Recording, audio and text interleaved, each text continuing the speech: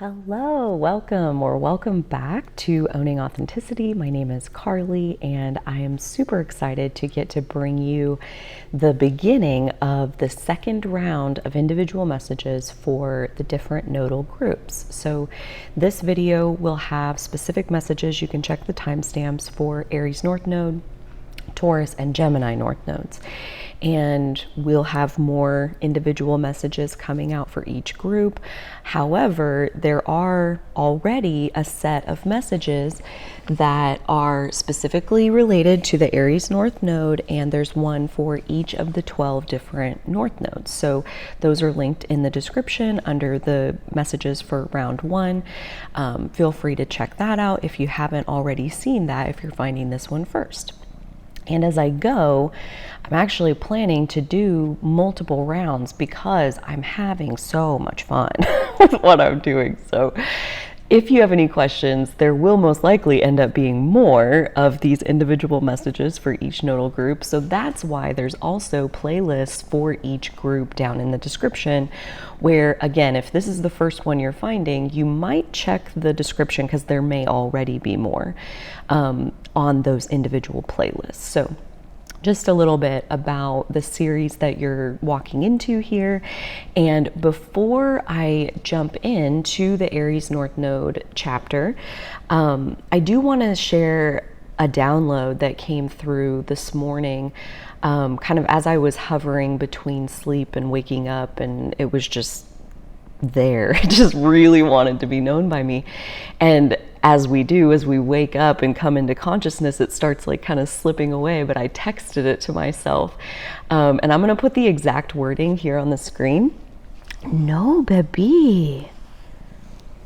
This kitten already chewed through one of my microphone cords. And so this is the new microphone, and the baby gonna chew through that one too. No. Can't has. We agreed he can be good as long as you can see him on the video. He says, Mama, I want to be seen. He's a he, by the way, Bobo. We know now for sure he's a little boy. He's our little brother. So yeah, he's the only male that lives on the Ponderosa.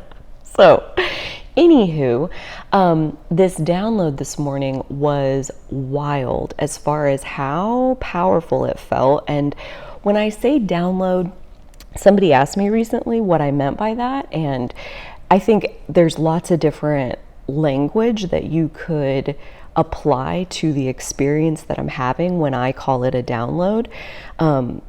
As we unpacked it back and forth, her and I, she said that she thinks of it as like her future self is kind of leaving breadcrumbs and giving hints to her right now self. And yeah, same kind of thing. So there's going to be a lot of different ways you can call. Basically having a knowing, an intuitive knowing. Like in this case, you'll see the text. I mean, it's like a whole concept. Like there's a whole gist happening here, and the energy of what's implied through these words, right? The words are just a fraction of the translation of the energy that is coming, and that intuitive knowingness that wants to be understood. And that is how I understand a download, as far as it's not just about these words. It really is such a visceral experience. It's like a download. I like to use that specific word because it feels like it is an update to my system. Like it's a revision to the code of who I am in my body. So the fact that I understand this, the fact that I downloaded this, it's like an alchemical change that takes place as I ingest the download, whatever is coming. And in maybe a little bit more of a scientific terminology, I think it's they say we only use a certain teeny percentage of our brains, which I don't really think is true. I think consciously we're only using that, but unconsciously we don't have the rest of our brain for no reason, right? We know that the 98% or whatever we're not using is actually what's beating our heart. It's breathing our lungs. It's doing lots of things as far as keeping us safe and alerting us to it's like the ding on the oven, like what needs your attention right here, right now. So there's all of this stuff like swimming around in our unconscious brains that we don't know anything about. And as these ingredients come together, there's this congealing and, again, alchemy that says like these ingredients have impacted each other, and because of that impact there's this new understanding that's somehow more than any of the individual ingredients that helped to make it. And that what rises from my unconscious into my conscious brain, like on the border of sleep this morning, it's like that is the oven timer going off saying like, you need to know this. You need to know this like right now. And that's why we're giving it to you right now. You didn't need to know this yesterday, period, right? Like it's right on time. So like to me, when I say I downloaded something, that's what I'm talking about. I hope that helps. I was, flattered to get the question like, hey, what do you mean by that? That's like one of my favorite questions of all time is, what do you mean by that? Because that really drives you into the heart of the individual, because words are such a weak imitation of self-expression. Like there's only so much that your word choice can do for you, and then what you mean by it, like the iceberg of energy behind like the word choice that you're making, there's like excavation of personal identity that can happen by asking someone, what do you mean by that? So I thought it was a brilliant question. She also happens to be an Aries North Node, and it's the beginning the download that I had that I was telling her about. I'm sure she's going to see this. She found my channel here recently. But the download that I was having was, I want to sit down for like a one-on-one conversation with an Aries North Node and a Taurus North Node and a Gemini North Node. And like obviously not all at once, but like over the course of like the next year and a half, like I want to fulfill that goal. Like that's a goal that feels like I just need to do this. And that was the download, was like, I need to have these conversations. And it started because, long story short, which I feel like we're kind of past that point right here, but long story short, it worked out. The universe like just lined it up for me to get to have like a 2.5 hour one-on-one Zoom with a fellow Pisces North Node. She happened to be like I want to say like the class above me. Like she's the 18.5 years before I was born, she came. So she's that Pisces North Node. And then 18.5 years later, when she's having her nodal return, her first nodal return, I came in 1988. So anyways, both Pisces North Nodes, we got to sit there for 2.5 hours, and it was just like, first time I've ever met her. I only heard from her over email like that day. And then we show up and have this amazing conversation. And my takeaway was this download of like, I need one of these with every single nodal group, and maybe at that point we just start over again. I don't know, but right now that feels really important. And so she reached out to me wanting to know if I do individual readings, and I told her I don't right now, but I am wanting to have these conversations, and I want to film them and I want to put them on my channel. So it would be a public conversation. It wouldn't necessarily hold the same like promise of privacy, right? As if we were going to sit together in a one-on-one individual session. So like, I'll do it for free, but we're going to put it on my channel. And so we are moving forward in that process. We haven't recorded anything yet, no promises, but I also want to throw that out there is like, if you are in any of the nodal groups, I don't care which one you are, if you're like, I want to do that. I want to be the person who gets to sit down and have the conversation where we go back and forth about the different pieces of what does your South Node feel like? You tell me what it feels like. I do my best to throw all my intuition at it, and I get a lot of good affirmation in the comments, and I appreciate that.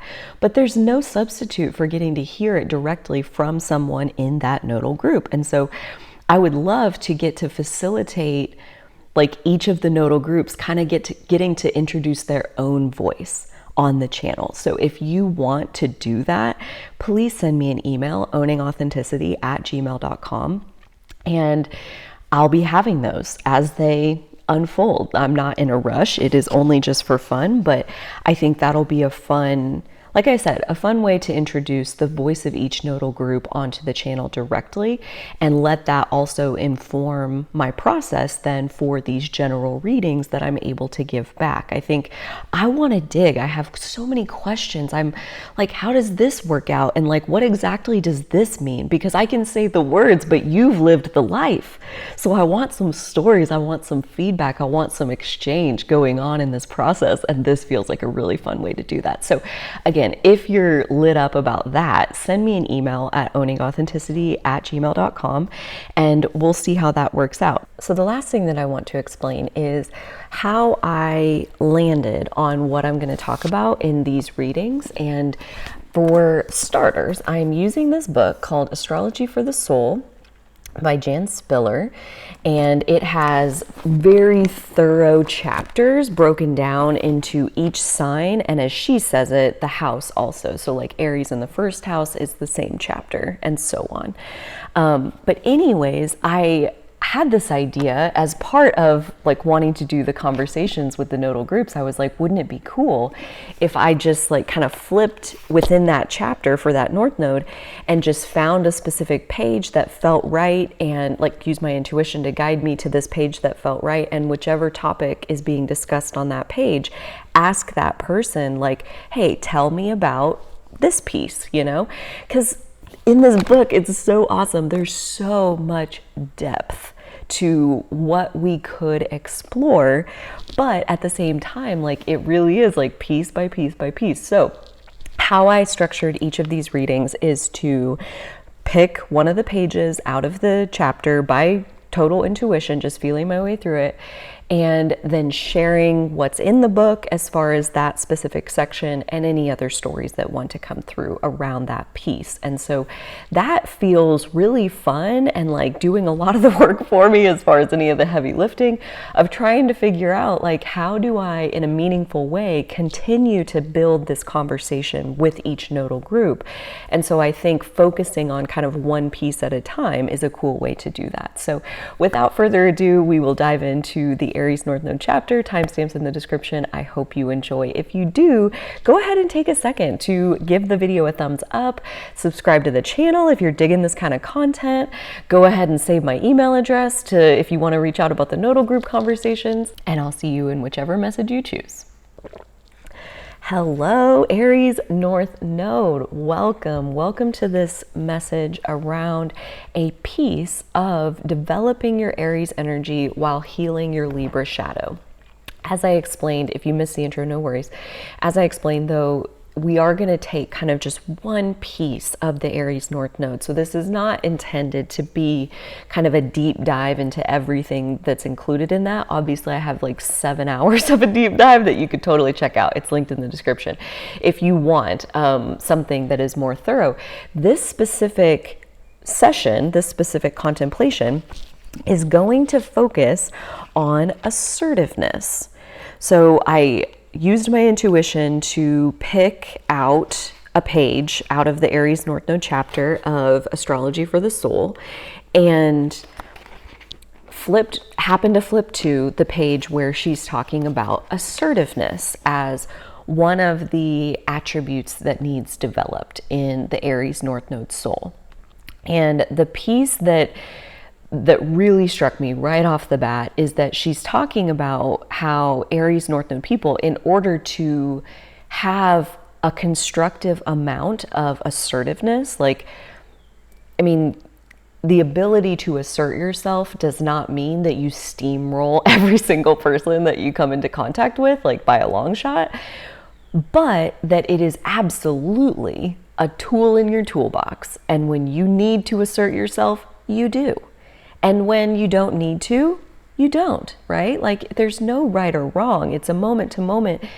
Is self-assertiveness needed in this situation?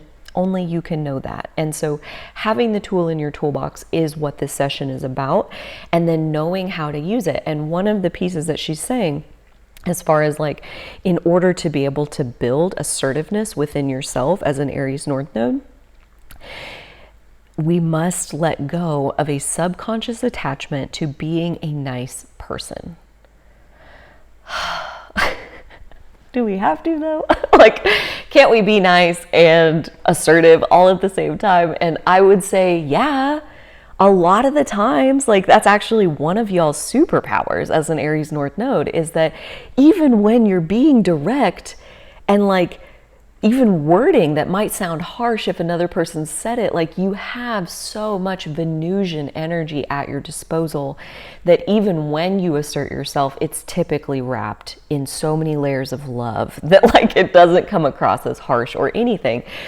But at the same time, when that is not getting the point across, right? Like when we have been nice and clear about our boundaries, and our boundaries are still being crossed,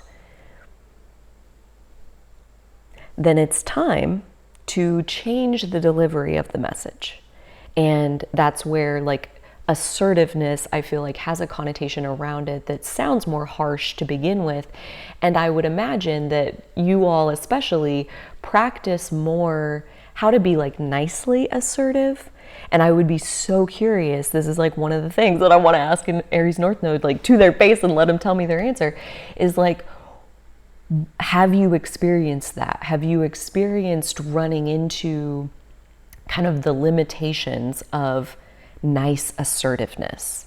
You know, like where I was trying to be nice about it and it just didn't get the point across. And what is the process like where you tip into something different? Because I personally, when I sink into this contemplation, granted I'm not an Aries North Node, but I've had moments where I'm nice and saying it and I think I'm making my point and I'm being nice and like I'm giving them the benefit of the doubt and I'm like, you know, being gentle and approaching them on their terms and like doing all those Libra South Node shadow behaviors, like when you take it to the extreme.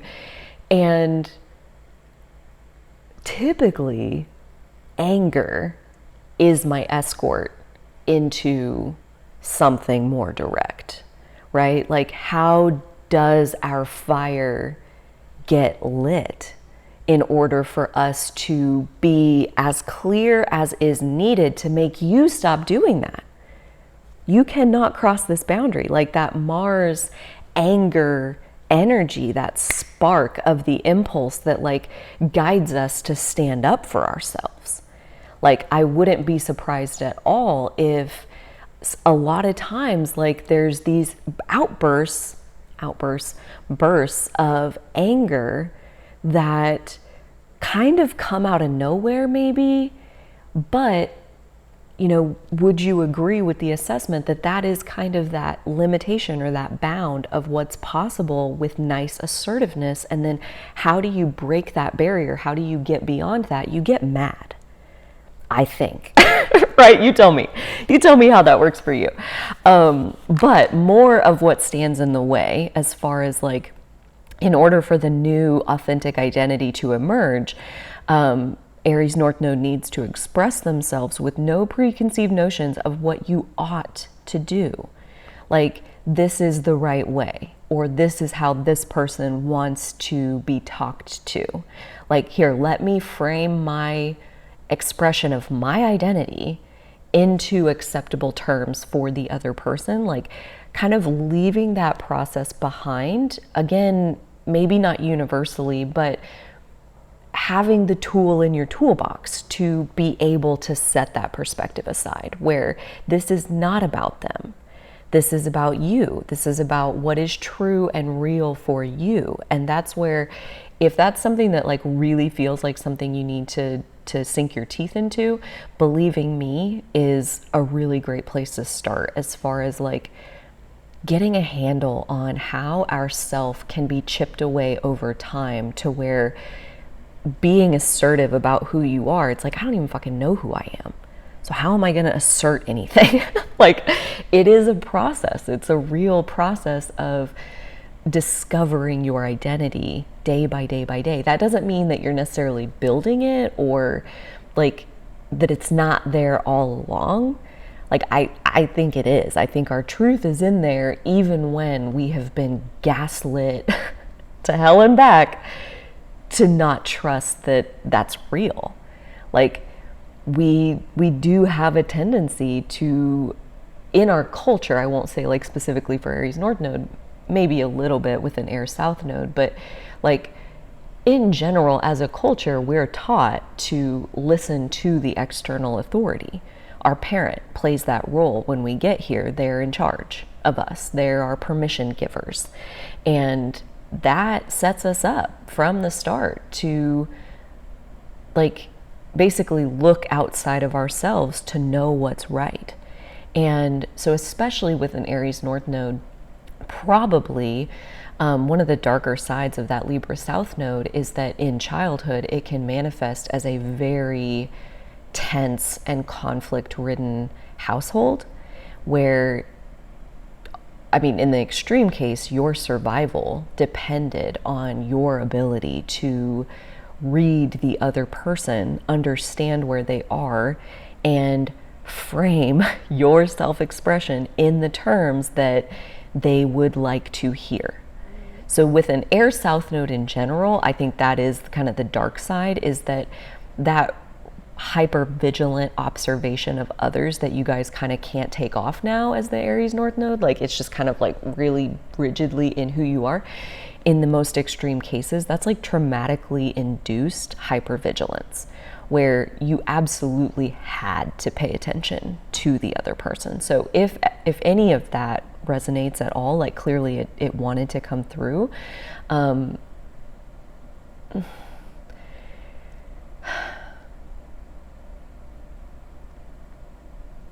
I want to wrap, you know, if that didn't resonate, if you're like, yeah, cool, like that wasn't my story, like take a second and just chill, because I'm going to talk to the people who that did resonate with, where you felt like your safety depended on watching somebody else's moods and watching their body language and watching like, what do they want to hear from me so I can say the right thing so they won't hit me or whatever, right? Like any kind of abuse, not just physical, emotional abuse too. But like, how can I be acceptable to them was a survival tactic. Like if that's a little bit the story that you're coming from, I do want to take a second and, you know, energetically get you on my lap and talk to you a second for like, what a good job you did making it to this point. You know, like you did survive. And that is not nothing. And that's where, again, I go back to, I won't ever just focus on the shadow side of the South Node, because I think there's absolutely a very real gift side that often helps us survive early life. And I was reading this book, it's called it's called Devil in the Dark Water by Stuart Turton. He also wrote The 7.5 Deaths of Evelyn Hardcastle. If you like mind-bending fiction, highly recommend you check him out. But anyways, I was reading that. So there's a scene in the book where he takes his shirt off and the woman says to him, like seeing all the scars and all the burns and all the marks from like all the whippings that he's gotten. And like, she says to him, God made you pay such a high price to get here.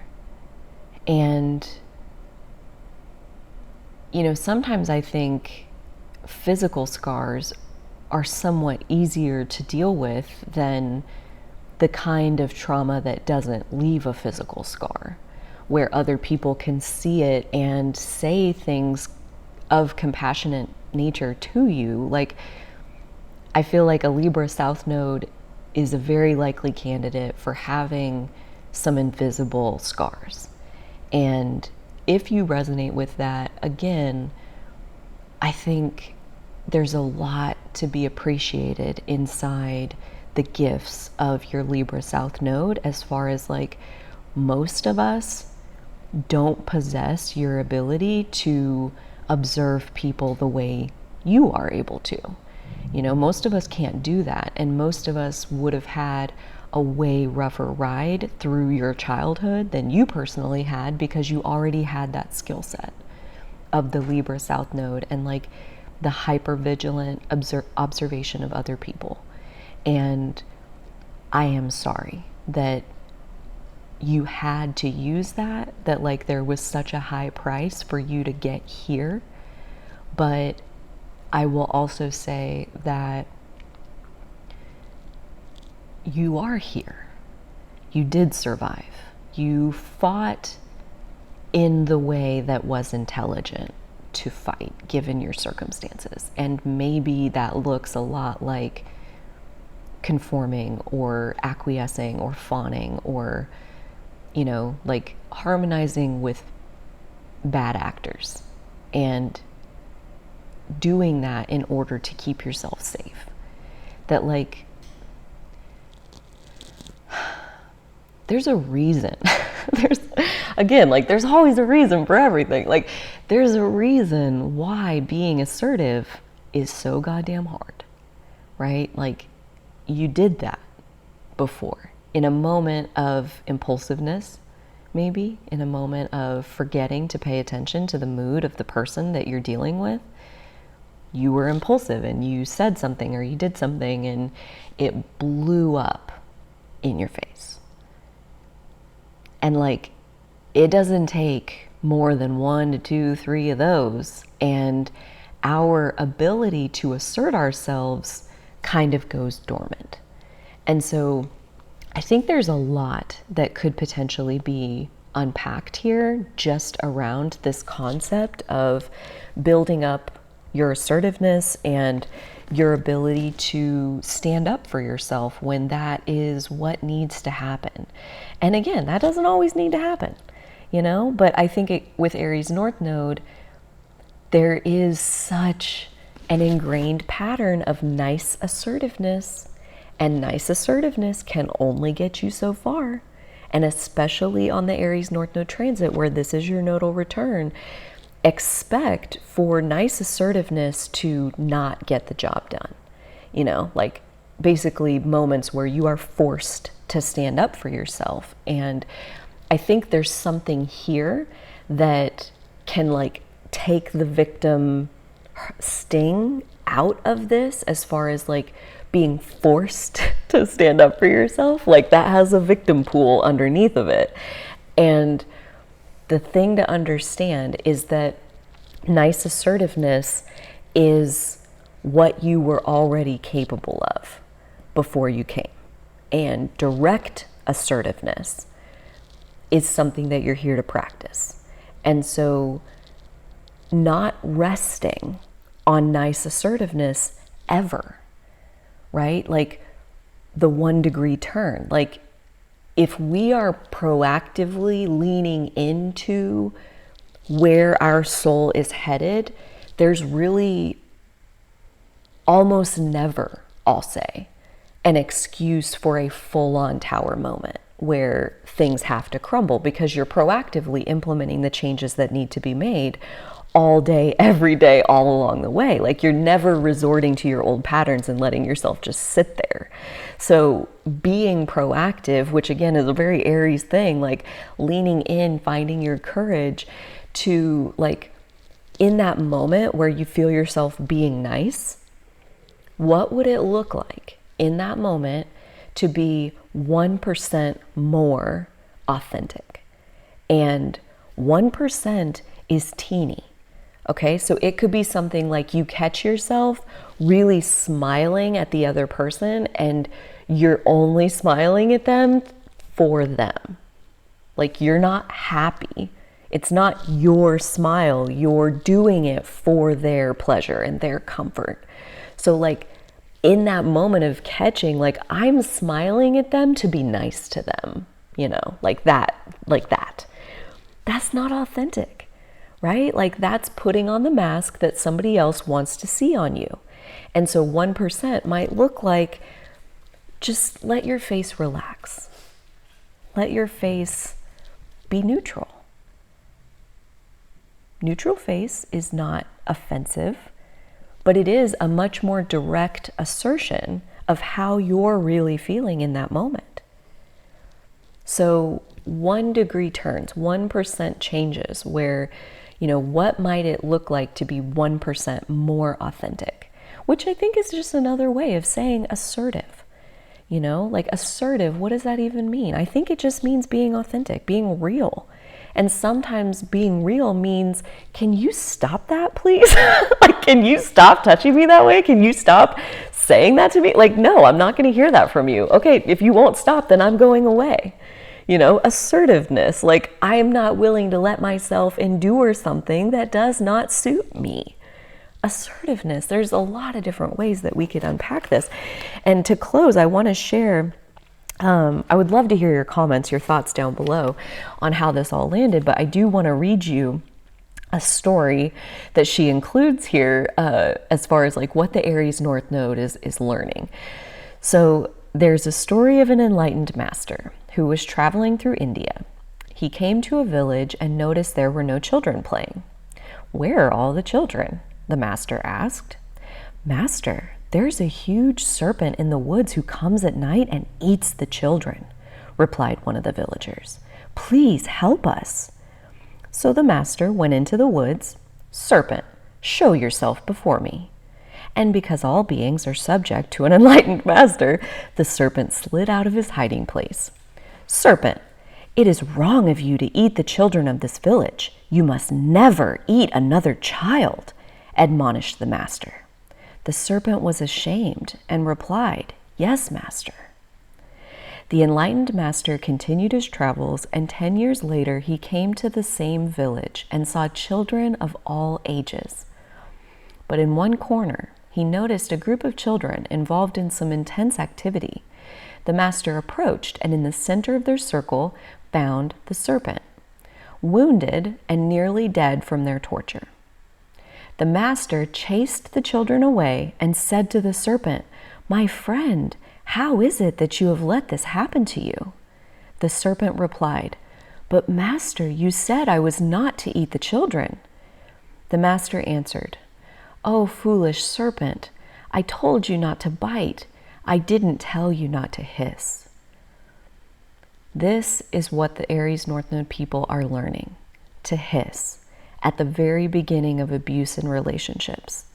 They need to let others know when their sensitivity has been wounded, or when they feel inequity in giving, or when they need more support.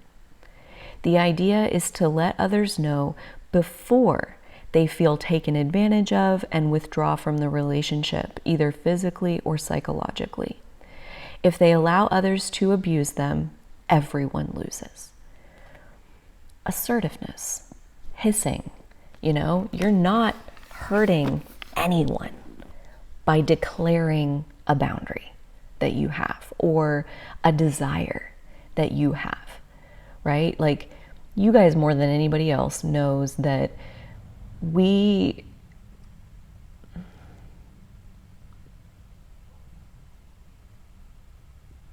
you get to have whatever it is that you desire, and you get to put a stop to anything that feels harmful to you. You are the expert on how you want to be treated, and learning to be assertive is really just a matter of educating other people on how to treat you. And so, you're not biting them when you're hissing at them. When you're telling them, like, nope, that's close enough, back up, no closer. Then they come a little closer, then you start growling. So, like, you get a little bit closer and then you chomp.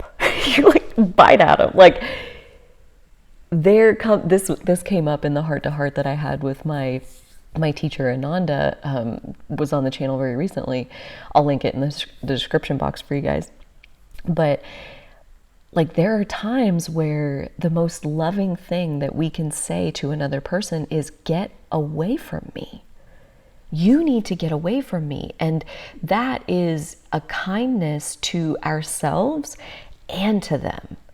To be authentic is a kindness to ourselves and to them. And I think this is the medicine for the quantum leap between nice assertiveness and the angry outburst that we jump to kind of an extreme direct assertiveness. The medicine, the incremental path that can open up between the two is leaning into one less fake smile, one less social platitude. Like, oh my gosh, this was so funny. I didn't see this, but Dolly told me she witnessed this interaction at the grocery store. There was this guy who is like, he's very much a loner, like always by himself, keeps to himself, like kind of head down, like just, you can tell, like he's not trying to build relationships with the public. And he comes through the store sometimes. And so anyways, he's checking out and this guy walks up behind him and the guy is like, oh my gosh, I haven't seen you in forever. And how you been doing? And he's just kind of looking at him and he's like, I'm good. So I suppose this means I have to ask you how you are now. And that's what he really said. And I thought that was like absolutely brilliant. And I wonder if he's a little bit Aries North Node. I mean, he's probably like 50, 60-ish, this guy. So he's definitely like far into his journey of, do I really have to participate in putting the mask on because you greeted me like this? Like, do I have to return the enthusiasm because like I barely remember who you are, or I don't remember who you are? That's another story from the grocery store. Was a totally separate two guys, but one of them is a high school kid and the other guy that came through was like middle-aged and seemed kind of drunk from all reports. And he's like making over the high school kid, like, oh, hey, I haven't seen you in a while. Like, yeah, how you been doing? Oh, yeah, how are your folks? And like saying all these things. And the kid's just kind of like, yeah, good. Yep, good. Uh-huh. Yep, good. And so then the drunk guy leaves and somebody else asks the kid, like, so who was that? How do you know him? And he's like, I have no idea. I have no idea who he is. But he played along. He played along with like what the other guy was doing. And again, I'm like, that is so Libra South Node of like, the person is approaching me like this, so I have to match them where they are. You know, that is that Libra South Node kind of can't help yourself tendency that maybe even kept you alive at some point. So, but that is ultimately what we're here to, like one less fake smile, one less, I'm good, how are you? You know, like, do you really want to ask them how they are? Maybe. Or are you just saying, how are you? Because you had to answer, I'm good, they asked me first. You know, like there's that rule in society about reciprocity and like you asked me, so now I have to ask you. Like Libra South Node, I think, takes reciprocity to the dark side, where again, we're losing our sense of self in those moments. And that's the work. That's the work of an Aries North Node, is 1% more authentic at a time. And in the moments where we can't tolerate to be more authentic, those are not moments to beat ourselves up. Those are moments to use that Libra South Node gift of observing people and turn it on yourself and ask, why am I scared to be myself in this moment? You know, what am I worried about? What am I basing this fear on? What is this fear telling me? And I think the discernment, the trick with the Aries North Node path of development is basically to be like, you know, is that fear justified? Again, like in your early life especially, and probably even into adulthood, there were toxic relationships where it was not in your best interest to be authentic in that moment. And your ability to be inauthentic is actually what kept you alive. So there are still going to be times where you are so afraid to be authentic that you do wear whatever mask the situation asks of you. And that is not an excuse to beat up on yourself. That is a time to be thankful that you have that ability to mask at all. Like the survival technique of masking, pretty profound, pretty genius, actually, when you think about how it protects your survival. And there are times where what you're truly afraid of is the sound of your own voice. You're not afraid of the person or the situation around you. You're afraid of self-expression, period. And in those moments, you know, we get to decide, like, is this a safe place and I'm just not yet safe within myself? And like practicing being safe in a safe place, that is how we build up that sense of safety in ourselves. But there are also times where no, it's like legitimately not safe to be who you are. And if anything, you know, I think there was something in your childhood, again, this is like totally channeled just coming through now, like there's something in your childhood that you wanted. It was a gem of some kind, multiple gems. It was a fortune of wisdom that came from your childhood that you said, I'll go, but I'm gonna wait until the South Node's in Aries or I'm gonna wait until I'm gonna time my entry with the South Node in Libra, because that is ultimately the skill set that I know I'll need first. I know I'll need it to get through this excavation mission of discovering these gems. And whether you possess those gems in your unconscious mind, or you've started to mine those gems up into your conscious mind, where you know the gifts of like why you went through your childhood and what did it give you.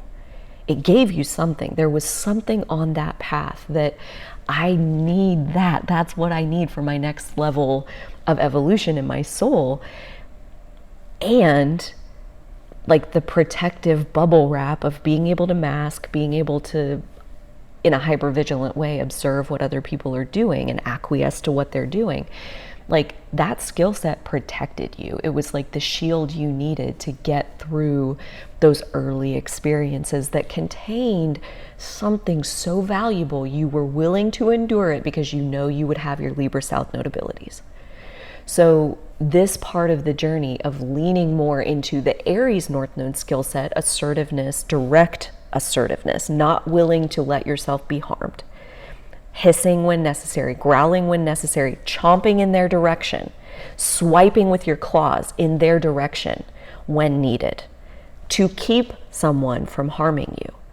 Do not acquiesce with things that harm you. That's the Aries North Node part of it. And sometimes we don't have that luxury.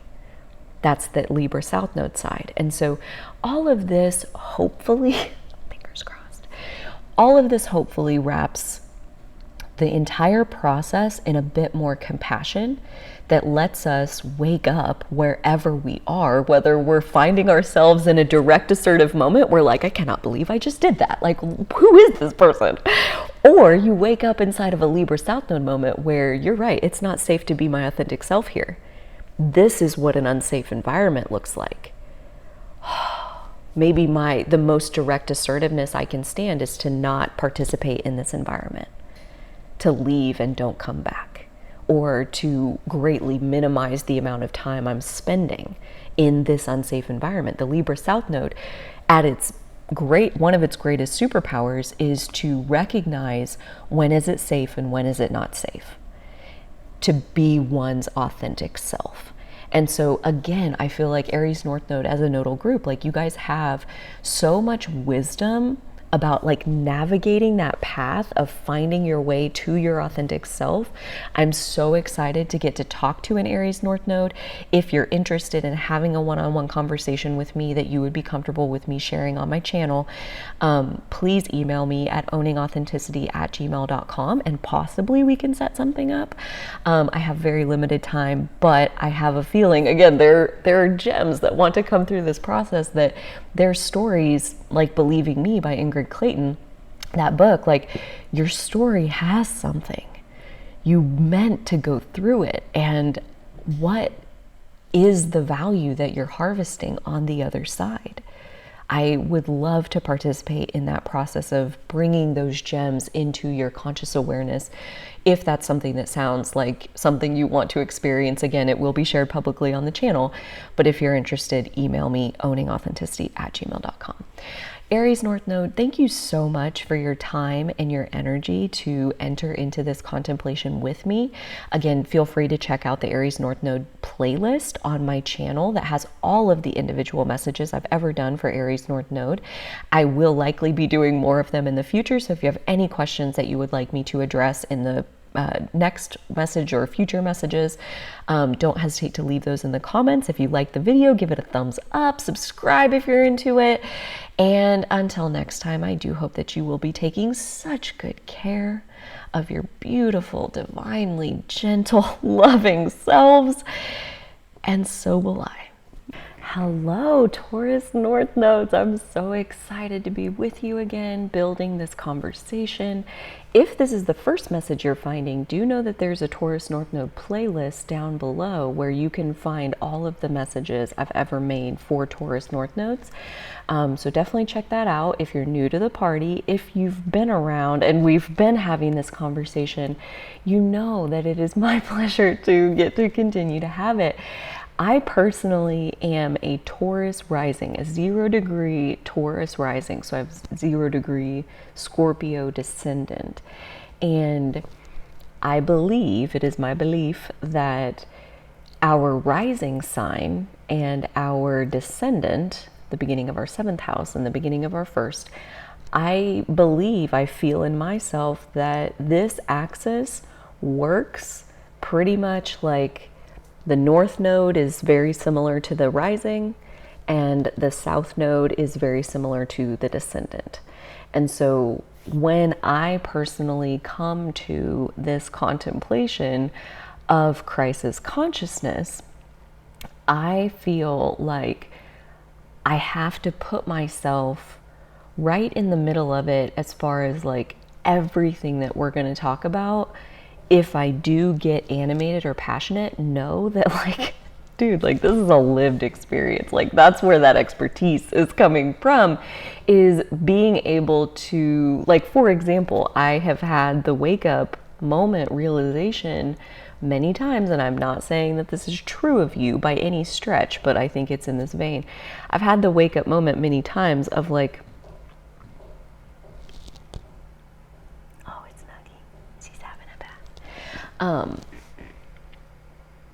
like within my relationship dynamics, like there came a point where I had to see that I am the common denominator in this chain link rope of toxic relationships. Like me, not this other person and this other person, this like these 7 separate people. Like it's really hard to be like, oh, like they're all just whatever, and but like Carly.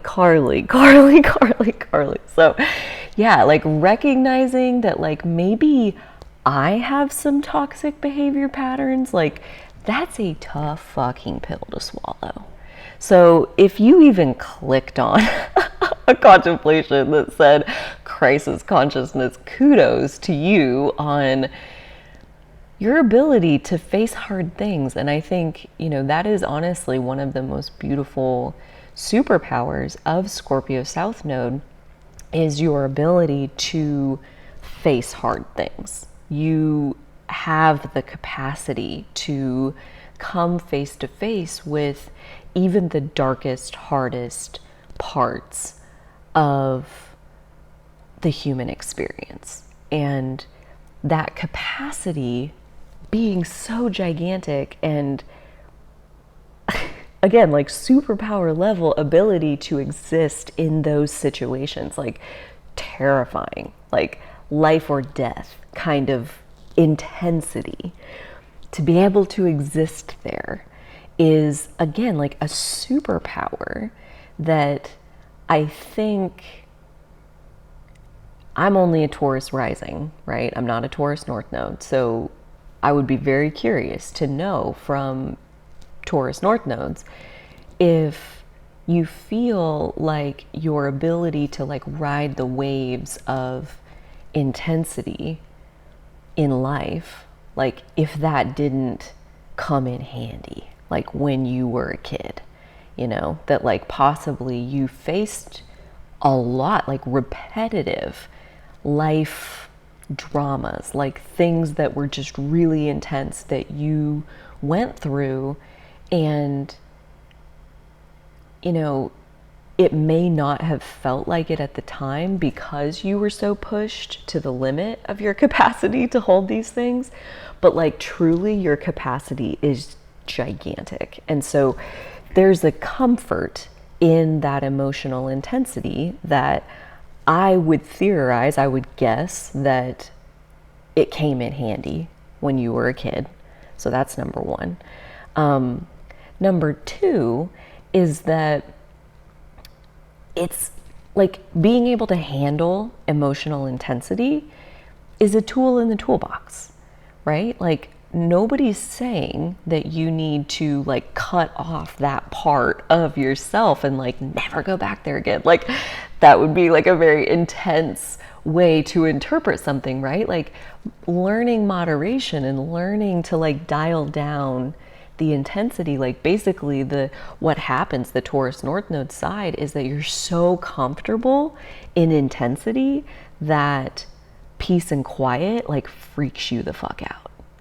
And like it's just very interesting the way that it plays out, because again, like when we're very comfortable somewhere, when that's our comfort zone, when we're uncomfortable on the North Node side, in this case, like in peace and quiet, when that's what makes our skin crawl, you know, like, and this is where, again, I'm putting myself right in the middle because I resonate so much with this whole concept of like, you know, again, this is not meant to trigger anyone who is like wherever on the spectrum, but like, again, I very much resonate with like, there was a time clear up until God, like I'm bad. I can't say I've healed this. I really can't. Like I practice healing this maybe for the rest of my life, is that for the majority of the beginning of my life, I felt like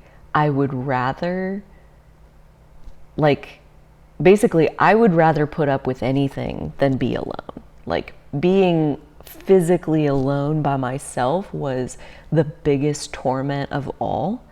And so the choices that I made to be together with places and people and things and substances and like all the things that I partnered with, that I enmeshed myself with so that I didn't have to be alone with me. Like, if you resonate with that, like stick around, because that's definitely the vibe of like, so what do you do about that? You know, and if you feel like I'm good to go, like I don't have slippery boundaries around relationships, like I feel very solid inside of myself. I feel like I don't compromise my values, and you know, the me I am today, I can say that I'm like, you know, a solid 80 to 85%. That like, that's true. I don't compromise my values. I don't settle for bad company just because I don't want to be alone. Like, no judgment if that's still where you are, because I know the pain of how unsettling it can be to be in a peaceful space. When you're combat ready and then your house is just quiet for hours, it's just like every little creak is like, is that it? Is that it? Is that it? It's like a waiting for the shoe to drop kind of posture of like, it's hard to be peaceful when you're that on edge. And there's something about crisis, there's something about emotional intensity where you can really like let go of the over worrying, and you're just like riding the wave of surfing the emotional intensity in that moment. And I would say, if it's anything like my South Node in Virgo, it is so satisfying to do the South Node energy, to like surf the wave of emotional intensity to a point. And because it's on the South Node, we will, you know, satiate ourselves in that energy to a fault. And that's the slippery slope with crisis consciousness, with emotional intensity. Like there's part of us, I put myself in this category only as a Taurus rising, highly encourage you to check out like what is your rising sign and find that North Node chapter. So like, let's say you're a Gemini rising, check out the Gemini North Node chapter and see what that stirs up, because that rising and descendant, I think, are working very similar. But there's part of us that likes emotional intensity. And then there's like that same part of us that likes the emotional intensity is honestly scared by the quiet, like scared by the lack of stimulation. And that again, like being in the peace and quiet is like, well, when is the next shoe gonna drop? And like you're just constantly either waiting for drama or you're in the middle of drama. And again, knowing from my own personal experience, that's an exhausting way to live. And this Taurus North Node axis, if that's in your natal chart, or if you're, wanting to develop your Taurus energy and heal your shadow Scorpio side, this crisis consciousness piece is a great place to start as far as like, so when I look at the chapter in Astrology for the Soul, Jan Spiller says, lifetimes of power struggles with others have resulted in a consciousness that attracts crisis, trauma, and living on the edge. Taurus North Node people are addicted to the adrenaline rush that comes from crisis. In order to experience that high, they disregard their bodies, their health, and the peacefulness required to sustain a state of well-being. The piece of that, like, in order to experience that high, they disregard all of these other things. So like, it's a choice. There's a choice point in there that's really important, and hopefully I can come full circle with that here in a second. I definitely will, because we're coming to it in that's what gave me that idea in the first place. Okay, so time after time, even when it's unnecessary, they take risks that throw them into a state of crisis. And I want to give you like a really basic example. Let's say that you have like a toxic ex, okay? And you're like mid breakup, you're trying to break up with them, and they call your phone. So like, here's the choice point as far as like your phone is ringing and it's them, and the last conversation you had was you trying to break up with them, and the choice point is, do you answer the phone or not?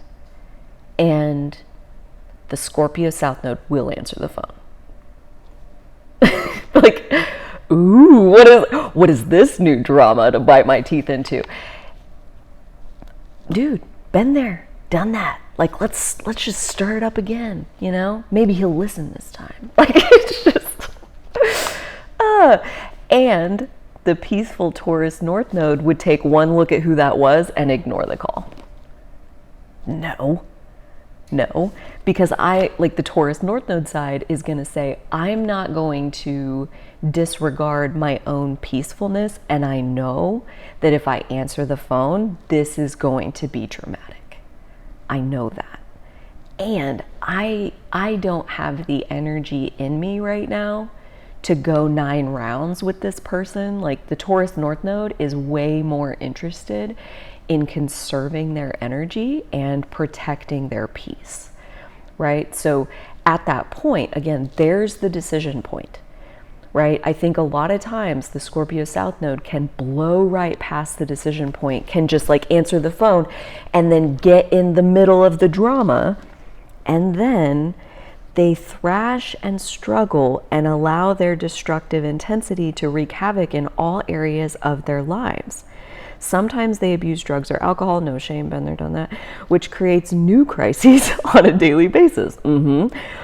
Or they may have a partner in that situation, a person they saw was wounded and thought they could heal. When confronted with an apparently inflexible situation, that runs counter to what they want to create. Taurus North Node people often overreact with so much intensity that they create a crisis where none existed. That's bordering on victim blaming and provides a really constructive, practical opening to have a conversation about, what is this saying? Like, when confronted with an apparently inflexible situation, what is that saying? Apparently inflexible. And the extreme example of this that I'll use is like kind of stuck in that toxic relationship, or even like a marriage, or, it's the father of your children. Like, there's something really sticky in that dynamic.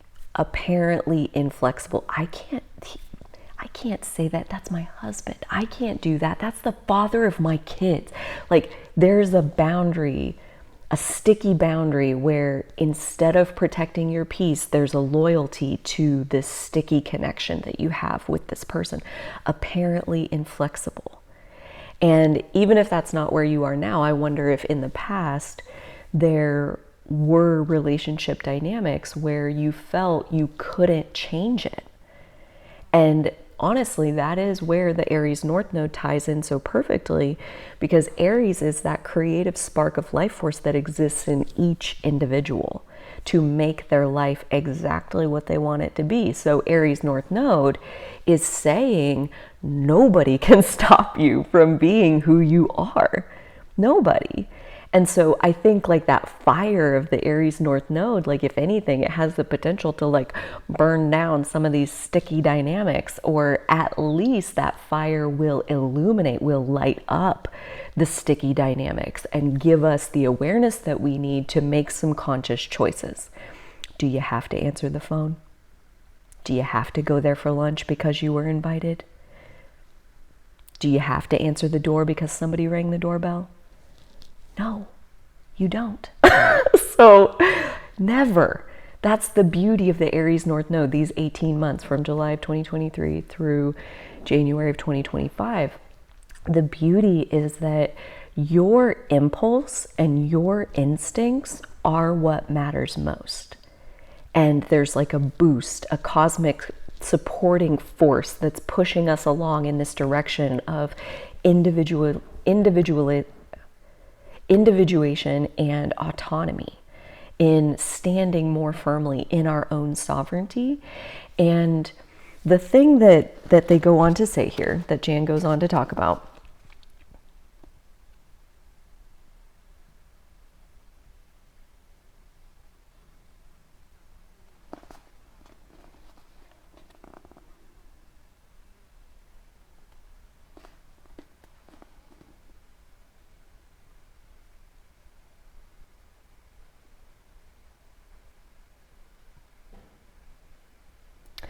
so here's kind of how it summarizes. When they are coming from fear, when Taurus North Nodes are coming from fear, they destroy. And again, recognizing that you are the toxic one, and then tracing that back to, you were just afraid. You really were insecure, like scared of, my survival's in jeopardy. I'm insecure. I don't know that my safety is guaranteed unless this person is liking me and I'm staying in their favor and I'm valuable to them, because if I'm valuable to them, they'll take care of me, and then my survival is on more solid ground. And again, it all loops around this other person being at the center of your security. And Taurus North Node in this lifetime is about reallocating that sense of security to inside of yourself. So when you're coming from fear, you destroy. And when you're coming from love, you build. And that's love of yourself is typically where it's going to start. But when that love of self grows, you honestly become an even better supporter of others, because now you know what it feels like to hold power. And now you can consult in this whole different way than you were able to support before. So there's definitely like a rising tide raises all ships kind of effect to you becoming more grounded within yourself, because you're able then to share that stability in a way that comes very naturally to you as you relate to other people. Taurus North Nodes are learning to dedicate their passion, energy, and mental power to create something worthwhile. And when they do that, they feel great about it. They are learning that there is more to life than a stubborn indulgence in taking risks, financial, personal, or sexual, that lead them into crisis and destroy their bodies. See, this is the kind of statement that makes me inspired to do my work, because as wise as Jan Spiller is, that statement lacks compassion for the Scorpio South Node's experience as far as why the fuck were you taking those risks in the first place? Again, you're trying to secure your own safety and survival using whatever tactics were at your disposal at the time. And yeah, sex is a very effective way in many cases to assert power in a two-person dynamic or multiple, like that's a power play, to like jump right into bed with someone, to like hook them with the sex. They need the sex. And now because they need the sex, they'll keep me around. And when it looks like they're maybe going to get what they need from somebody who's not me, then we go into crisis consciousness, like, holy shit. Because it's not just, oh, my boyfriend might cheat on me. It's your survival. It's like you have them liking you all wrapped together with, if they like me, then I'll survive. And so when it looks like you're losing their favor, you're going into fight or flight. You're fighting for your life. You're fighting for your own survival. So yeah, it can look like it's you blowing things out of proportion and like making a mountain out of a molehill, and like you're being dramatic, and like I've heard it all. And I have to wrap it in compassion, because your life was on the line, or so you thought, so you believed. And this lifetime of Taurus North Node is you learning to believe something different. You learning to build a foundation under your own 2 feet. And we'll get into more and more and more specifically how to do that. There's also videos, like I said, on the Taurus North Node playlist that you can dive into as far as more specifically how to build that foundation under your own 2 feet.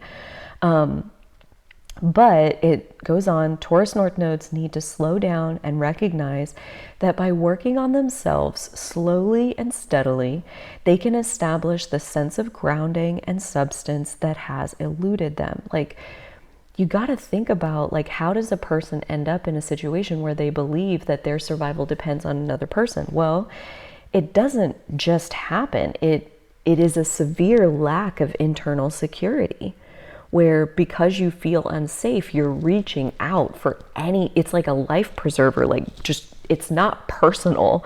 That's the thing that I had to realize about my relationships, how I kind of bounced from one to the next, was they're all so different. And I used to think like, oh, well, it's because I'm really different. And I think that's part of it. But at the same time, I also think there was a lot of settling going on. So it was like, of course they look different, because there's all different levels of me meeting my own standards or not.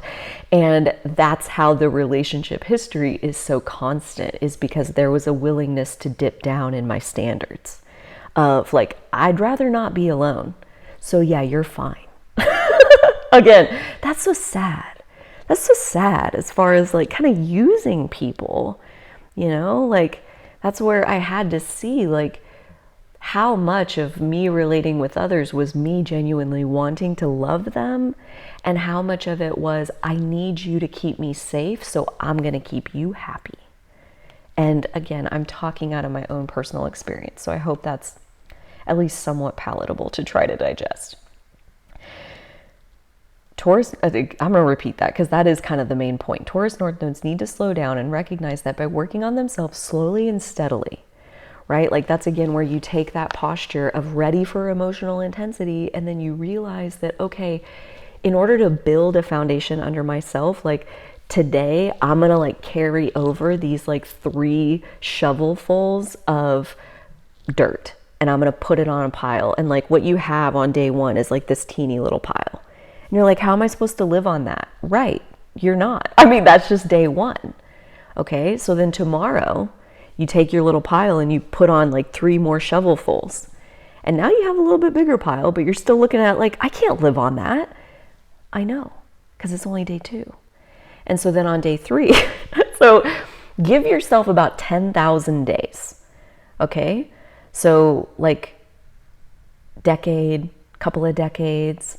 And I'm going to link a video in the description. This guy spent, I think it says 20 years building on this island. And like, you got to see it. You got to see it. It's like the perfect portrait of like Taurus North Node. Like if you will build, if you will lovingly scoop the dirt a little bit more today and a little bit more tomorrow and a little bit more tomorrow and a little bit more tomorrow and a little bit more every single day that you are alive. It never ends. Scoop your dirt, you know, carry water. What do they say? Something, chop wood, carry water, you know, like do the thing to build the foundation. And honestly, in even a few weeks, you can feel so much better. You may not have much physical representation of your new foundation under your feet at that point, but even in just a few weeks, you can have more of like an emotional, energetic foundation under your feet.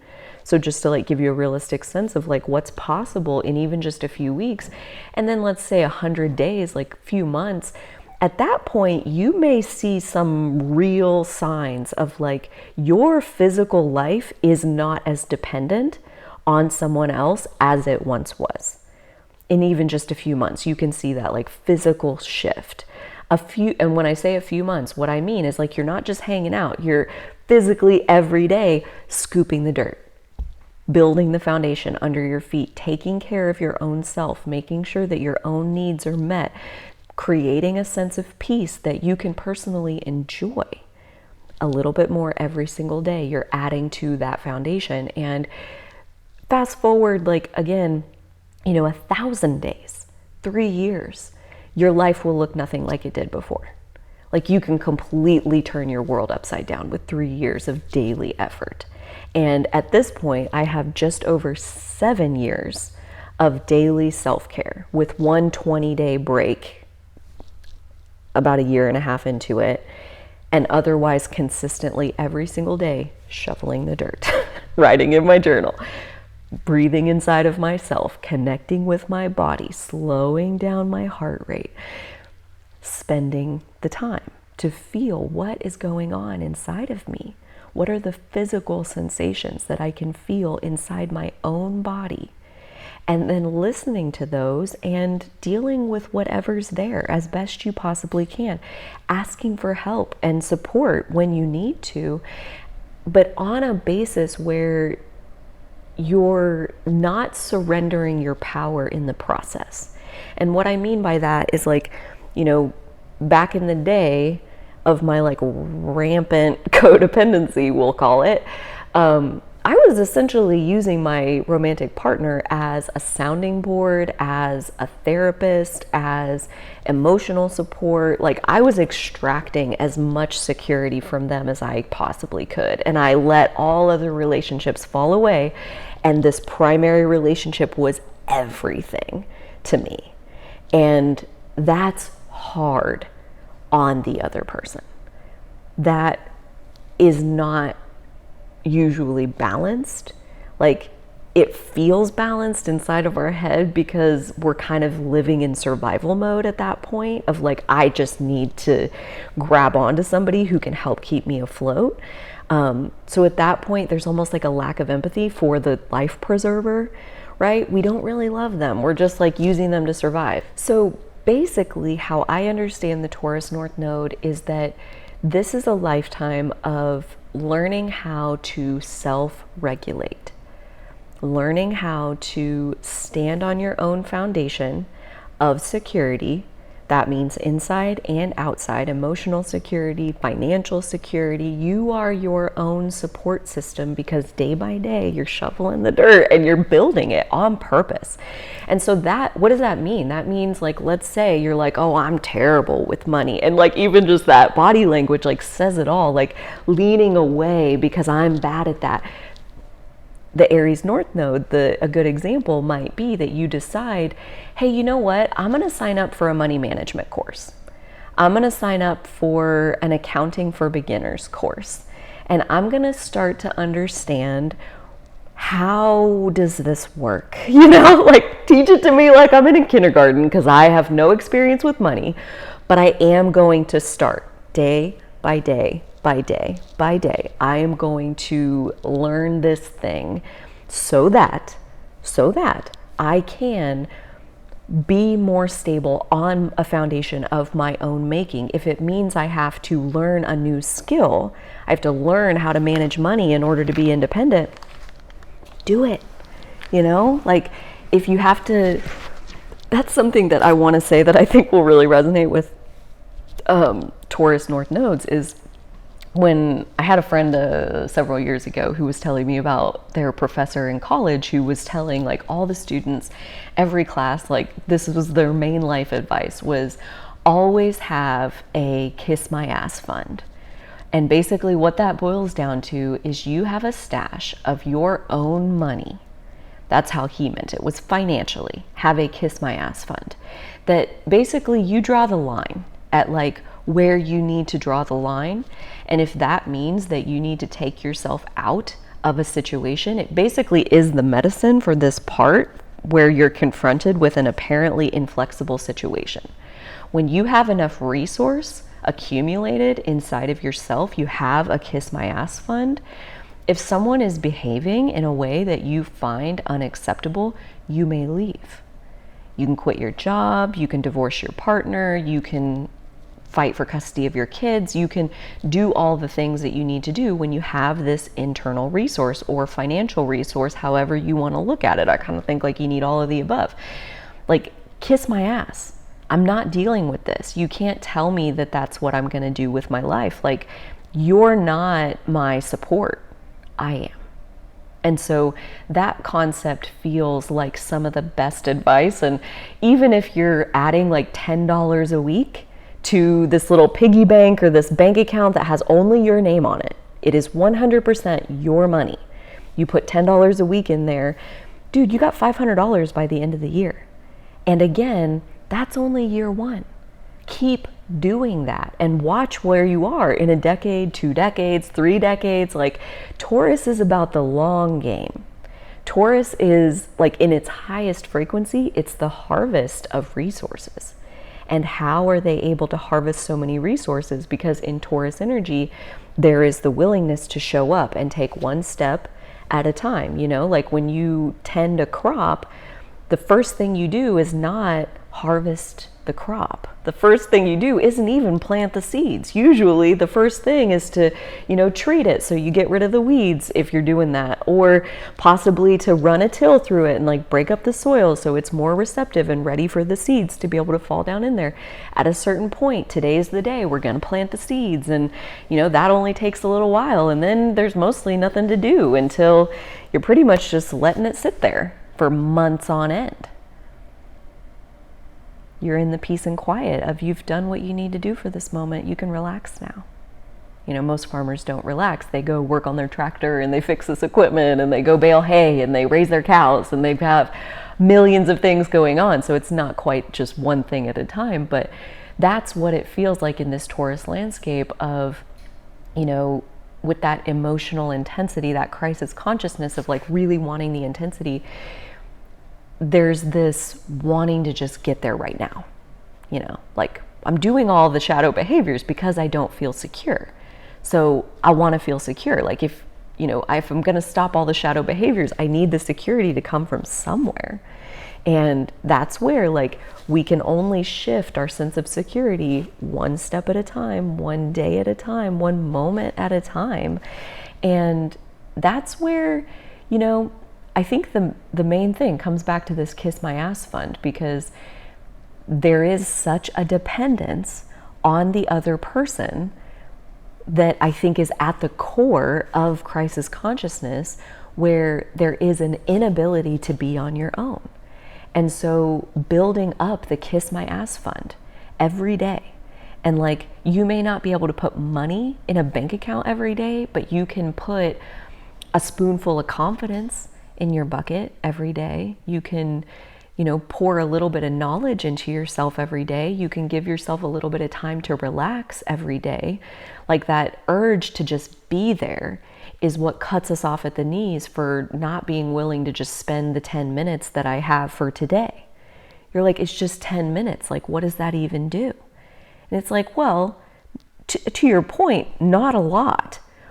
But if you don't do it, and then you don't do it again tomorrow, and you don't do it again for the 3,000 days, you're never going to be there, right? Like, you'll just keep going around in the pattern of, I depend on you, therefore you have my power, therefore I'm the victim of your mercy or not. And it just doesn't have to be that way. But in order to make that transition, it is such an incremental, day by day, 10 minutes by 10 minutes by 10 minutes for thousands of days.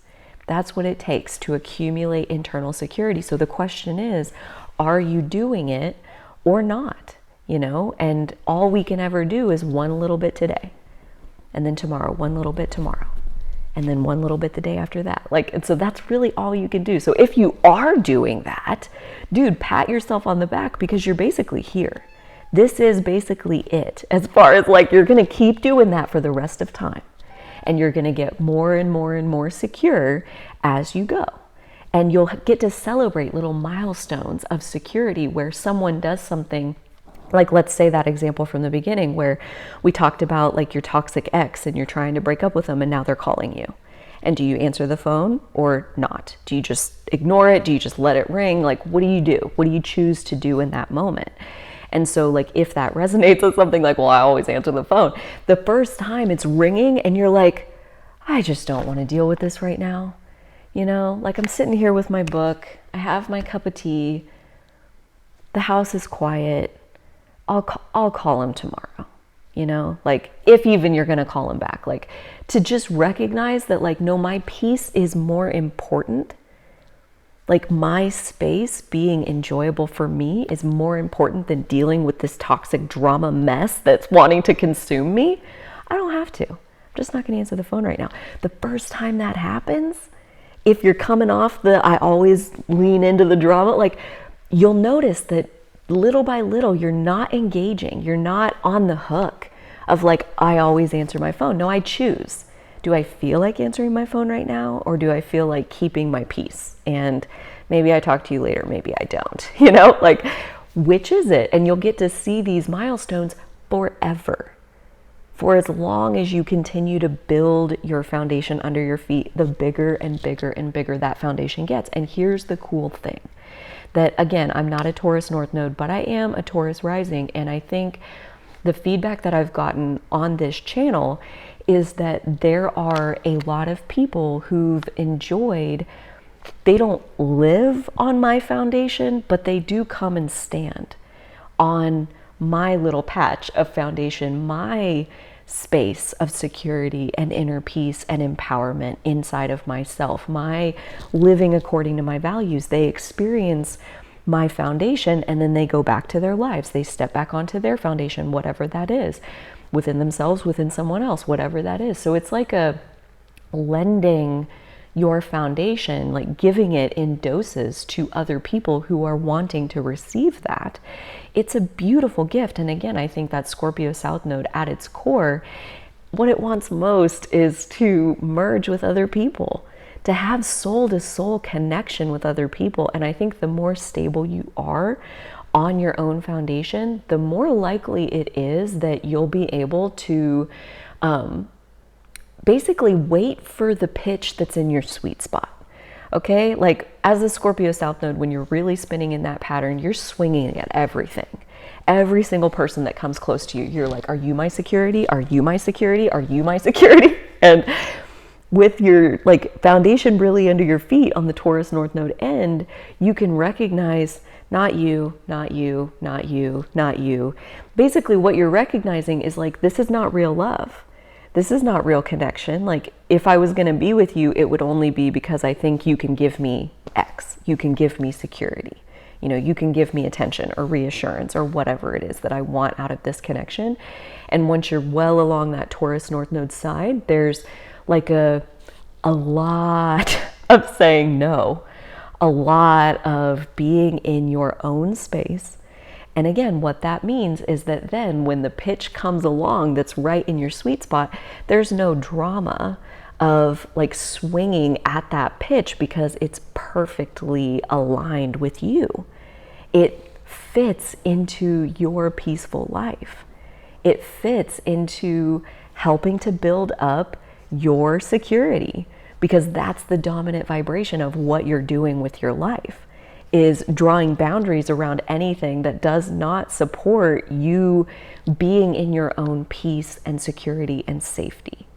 Anything that feels like it only wants to harm you, or it only wants to drag you into these cycles of power struggles and fighting over who's going to get to decide, well, like, this is my life. I get to do whatever I want. You know, like when you're in that place, basically like you're ready when the right one comes along, and there is that soul to soul connection, and then it doesn't have the drama.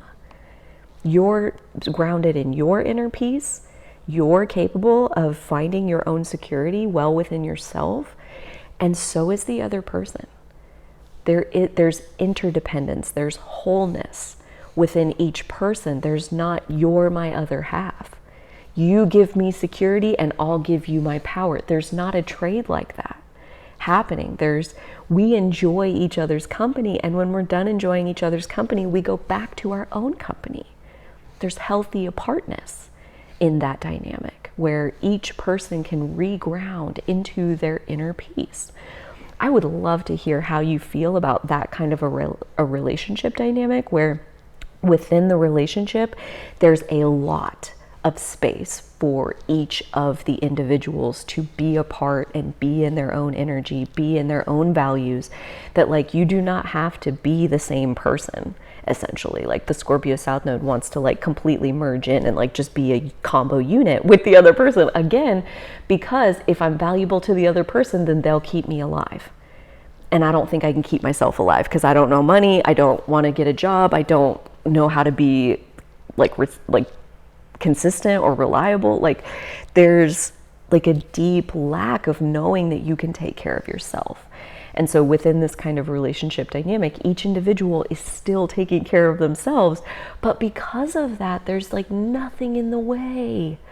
There's no drama. There's no like tit for tat. Like there's only soul to soul connection. And when you're done enjoying it, you go back to your own spaces.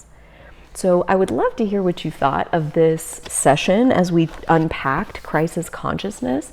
If you are interested, I mentioned there's a chapter down in the timestamps that you can watch, but like I'm inviting all nodal groups that if you would like to have a one-on-one conversation with me where I can record it and release it on the channel, for other members of your nodal group to, you know, possibly process even more of their own experience by hearing your stories.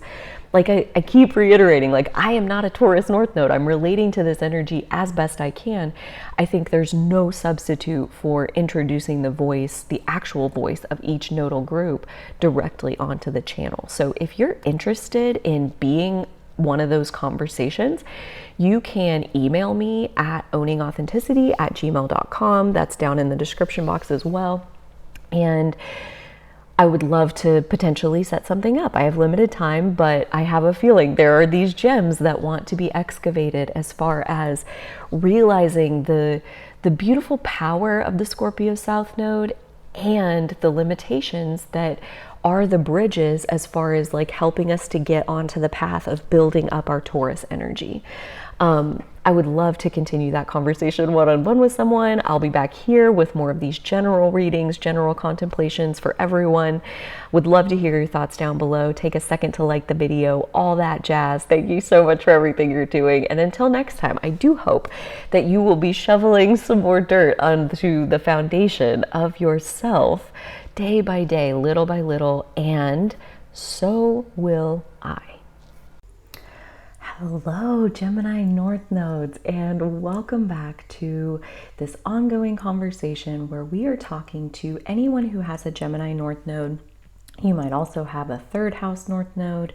You might also have some interesting Gemini energy in your chart where you're wanting to develop that energy while also healing your Sagittarian shadows. And this ongoing conversation, you'll find a link in the description for the Gemini North Node playlist. So you can check there for any of the individual conversations that I've ever made with you guys specifically. And this will be the second one specifically related to the Aries North Node. So if you haven't seen the first one yet, be sure to check that out if you're interested. Okay, so with all of that together, I also want to point out that this is the next day after the rest of what's on this video. And that may sound totally random and like, why do I need to know that? But it goes towards what we are talking about today for the Gemini North Node. I am using Astrology for the Soul by Jan Spiller, and I'm flipping to each chapter and then just randomly using my intuition to pick a page in that chapter, and whatever's on that page, that's what we're going to cover. And so this first time that I'm doing this for Gemini North Node, the page landed on 130, and what's on the page is slowing down. And I personally really resonated with actually all three of the messages of Aries, Taurus, and Gemini North Node. But this slowing down one really landed as far as yesterday when I had recorded the rest of everything else and I was going to do this one last.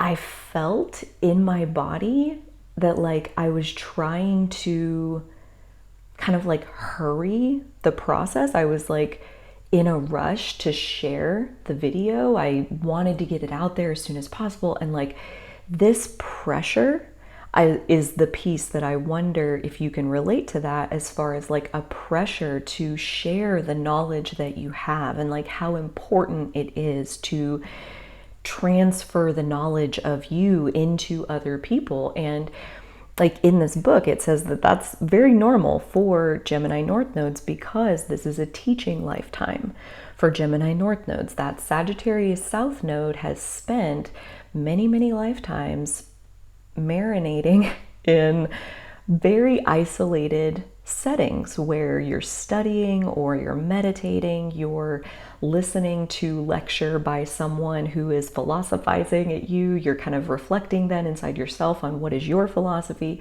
So that's very much the past lifetime experience. And with that, basically a Sagittarius South Node comes into this lifetime with an inability to connect and converse and communicate with other people. And the reason for that is only because there hasn't been a whole lot of practice in that particular area.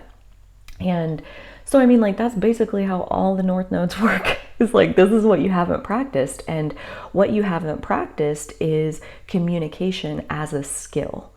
And so there is an awesome video. Honestly, if you stopped this one right now to go watch this one, I think you would be spending your time well in either place. And I mean that wholeheartedly. You're welcome to hang out, obviously. But this video by Dr. K on Healthy Gamer is why can't I talk out loud the way I do in my mind, I think is the gist of the title. And so he does a beautiful job. He's a Harvard trained psychiatrist who quit to make a YouTube channel to help gamers. This is just so cool. But yeah, so he does a great job of talking through why can't people understand me? Like, why can't I make my point? Like, when I'm in my head thinking about it, I sound so eloquent and it makes total sense. And then I start talking to someone else and they have no friggin' clue what I'm saying. And this, again, like this really, really resonates with me. I'm not a Gemini North Node, but I think both the Sun and Chiron both have a North Node type quality. So that's my experience of working with this Gemini North Node chapter. I think it resonates so closely because of my Sun Chiron conjunction in Gemini, but that's just my opinion. You might test that theory for yourself if you're interested by finding like what is your Sun sign. Let's say you're a Scorpio Sun. Listen to the Scorpio North Node chapter and let me know what you think. If that whole like Sun Chiron vibes with the North Node thing, let me know if that holds water. So yeah, I think this feeling of not being understood by other people, where it goes to so far as to say in the book that it's really common for Gemini North Nodes to stutter. And I've read the same thing about Chiron in Gemini, is that there's some kind of speech impediment or learning disability or something where like your inner knowing and your intelligence, like there's something of like a weird barrier when it comes to trying to communicate what you know inside of yourself to somebody else. And so it's like, it is a barrier. It's not impossible. I think these things like Gemini North Node, like you have a unique communication style. And so yeah, like maybe some people don't initially understand because they've never heard someone communicate the way you do. And maybe not everybody's meant to understand. That's another piece of medicine that has often helped me. It's like, it's not other people's job to understand me. It's my job to understand me. And honestly, the more I'm able to relax into that, it really does help with the slowing down. And so again, I highly recommend that Dr. K video, talking through like specifically why our brain needs to practice communication. Like nobody can just do it unless they've practiced for lifetime after lifetime after lifetime. That's basically what a Gemini South Node is that they have practiced the art of communication. They're really good at it. They're like the sleazy salesman if they want to be, or like the most passionate advocate and teacher of like these high lofty ideas, and like they're able to do it in a way where it's simple and bite-sized, and they're tracking their audience and like making sure they understand before they progress. Like they just have a read on the other person, and they're like talking right to the wavelength of the other person, and that is actually what lets the other person receive their communication and understand what they're saying. So it's like, if you struggle with being understood, the advice out of the book that we're talking about today is slow down.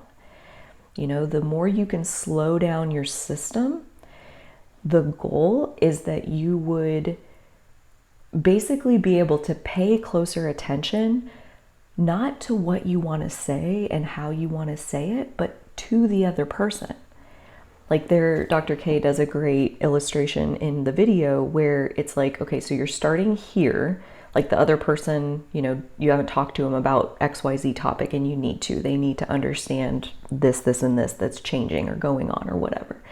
So we're starting here with them not knowing, and we need to get over here to where they do know. So like point A and point B, we need to make it over there. And it's like, maybe they know nothing and you do need to tell them every single thing.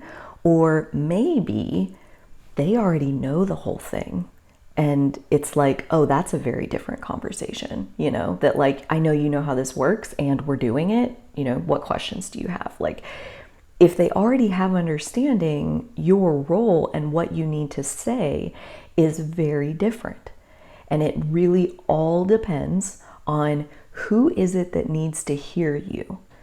And this is honestly where I think, you know, I haven't fully wrapped my mind around how this Aries North Node chapter is like impacting that Gemini North Node, and like where we have the South Node transiting through an air sign, like through Libra, we're taking our focus off of other people and putting it more on ourselves. And with an air North Node, like a Gemini North Node, your prescription is to take your focus off of yourself and your knowledge, and you need to focus on the person you're trying to communicate to and their knowledge. Because, you know, maybe they know this half and you need to tell them this half, or maybe they know this, this, and this, and you need to fill in these two gaps. And like, you won't know that until you know what they know.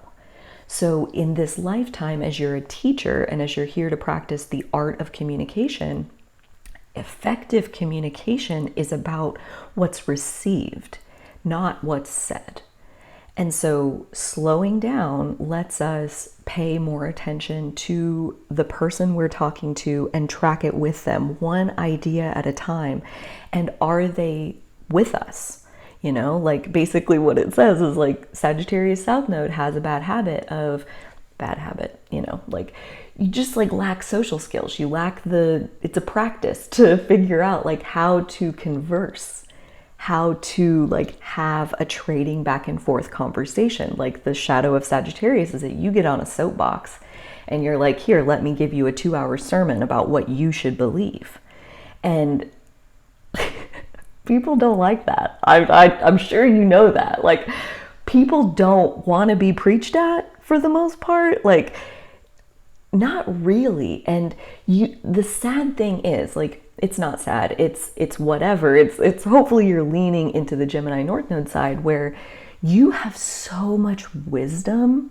Like all of those Sagittarius lifetimes of study and reflection and carving out a self that just understands not only the world, but yourself in the world, and a philosophy about life that is just like together, and you have very strong views on things. And so like most people, like when you have an air North Node of any kind, so like the Gemini North Node, Libra, and Aquarius North Node, like those North Nodes are some of the strongest souls, most powerful souls, I'll say, on the planet, as far as being so connected to your personal life force energy. To have your South Node in fire, it's like you know how to do that. You know how to be in connection with your life force energy, which is to say, to know the power of the influence that you can have on other people, on yourself, on the world, constructive or destructive. And so in an air North Node lifetime, it's about how can you disseminate the power of you knowing yourself and knowing what it took to know yourself. You have that wisdom to share, and then it's a matter of planting that wisdom in others and sharing it with them. And there's a line in here that I want to read to you. Another problem is that Gemini North Node people feel a responsibility not only to deliver the message, but also to see that the other person understands. In a way, this is correct. You are teachers in this lifetime, and your job is to deliver the message in a way that others can understand. But if impatience takes hold of you, you inadvertently try to force others to receive the message rather than slowing down to present it in the other person's own language. You need to focus on the fact that 12 messages effectively delivered to a dozen people is worth hundreds of messages that are not understood.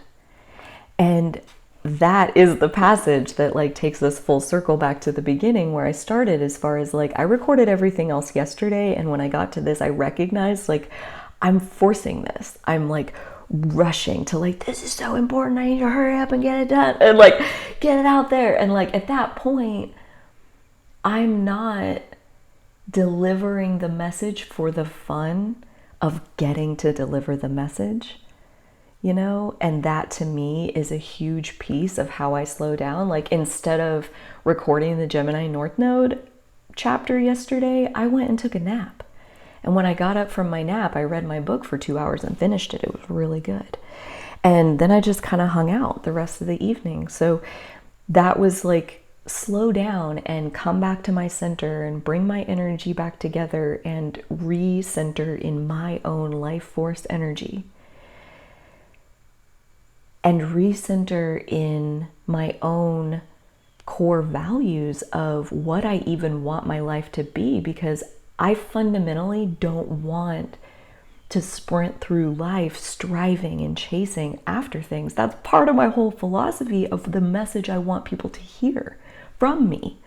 So it makes a lot of sense to me that I had this moment of like, no, I'm not going to rush this. I'm going to wait for the pleasure to return.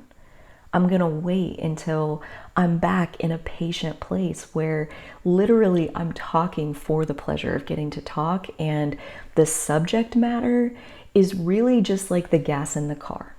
You know, like, and that's why I love these individual conversations with the 12 nodal groups, because I can do that. And it's very, very small effort compared to how much I'm having fun with it and enjoying it and getting to translate these energies and these ideas. And so much of it goes back to slowing down. And it's so funny because the Aries energy is like, follow your impulses and like, you know, like act in the moment and like act first, think later. And Gemini North Node goes counter to a lot of those ideas. And all I can really come back to is, you know, the way my Gemini works. So I have an interesting relationship with both Gemini and Sagittarius, because I resonate personally with the Gemini North Node chapter through my sun in Chiron, I think. And I recognize the Sagittarius North Node chapter. Like, I also resonate with the Gemini South Node. I resonate with both of them. And I think that is because I also have my Mercury in Venus. And I could definitely see Venus being a South Node energy where like that's where gluttony comes from. Like, that's where just like taking it to the extreme of like indulging yourself. And that could definitely go South Node in a hurry. And so anyways, I resonate with both of them. And there is a process with Gemini that it's a mutable energy. It's a mutable energy. And that's really important to understand, because that means that it's fundamentally inconsistent. You can't plan it. You can't predict it. You know, like Virgo is over here like manically trying to predict all the different things, you know, like, but Gemini has this freedom of understanding that, you know, like one more piece of information is going to come in every single moment. And so the me I am tomorrow is made of so much more information that I'll absorb in the next 24 hours. And the same goes for right here, because this morning I started a podcast that's like 3.5 hours long, which I gotta say, I love long form content for Gemini North Nodes. To have the space and the time to slow down and take it one piece at a time and say what you mean, right? Like really feel through what is it that you want the other person to understand, and read their energy as best you can and give them what they need to hear to understand the message you want them to understand. So I started this podcast, and it's out there. It's not something I would normally listen to. And I think it's really cool because that actually is part of her advice in the podcast. I got 44 minutes into it, and one of the pieces of wisdom that she shared was like, you know, the way the algorithms work today is everything that you click on, it brings you more of that. So it like over time is like pushing you into a smaller and smaller and smaller and smaller box where it's only an echo chamber of like what you already know. And so her advice was very Sagittarian expansiveness, I thought, as far as click on things that you don't normally click on, you know, like random things. And even if you like skip to the middle of it and only watch 60 seconds, like don't let the algorithm like push you into a thing. Like you expand it. You expand your mind. You take responsibility for looking at multiple sources, not letting yourself ever be in an echo chamber. And that is actually really interesting, because this round of messages I thought I was going to do, we cannot plan our mutable energy. You got to let timing happen. You have to let it happen the way that it wants to. And Gemini energy, the highest frequency, understands that and helps, I think, in this slowing down contemplation of timing needs to have its way, right? Like I had this thing looping around my head yesterday that was, the right thing at the wrong time is the wrong thing. The right thing at the wrong time is the wrong thing. Timing is everything. And so the other side of that is very Aries North Node, right? It's not all about us. And I mean that with all the love in the world, but I got to think, as a Fire South Node, we need to be reminded sometimes that other people and their knowledge is valuable too. And again, like, just see how that lands in your system, because the whole timing piece, you know, like, we can rush ourselves and be like, oh, it's fine, like I just want to get this out there, and not realize that, you know, the delay in us being able to communicate and be heard, it's not all about us, it's for them too. It's like, every day that passes that they're not listening to what you think you need to be saying, right? Like, when you slow down, they also have the time and space to get ready, to be ready, to be ready, to be ready to hear you, you know? So like, I've heard this story multiple times, and I don't think I've ever connected like how many times I've heard this same story of, like, somebody wrote a book and then like put it in a closet for like 20, 30 years. And then they get it back out and publish it. And they're like, gosh, I should have published this like 20 years ago. I don't know what I was thinking. Like, I just like beat up on myself. And like, then they're beating up on themselves for like not publishing it sooner. But like, it's not all about the author. It's about the reader. And the reader's experience is not all about what you said. The reader's experience, or even the listener's experience, is about what they just heard. Not from you in the 5 minutes before they listened to you, in the 5 days before they listened to you, in the 5 months before, in the 5 years before, in the 5 decades before. Like, getting ready to be ready, to be ready, to be ready to hear you. And not everybody is going to be able to hear you. And that's just a fact of Gemini energy, I think. Like, the top of the top of the top of the top of Gemini energy is that you can literally talk to anybody. But here's the thing, is like, when you get up there and you have the conversation skills that you could enter a conversation with this person, I think that's maybe where the Libra South Node ties in, is like, but do you really want to be in conversation with that person? Because let me tell you what, like, some people are way more fun to talk to than others.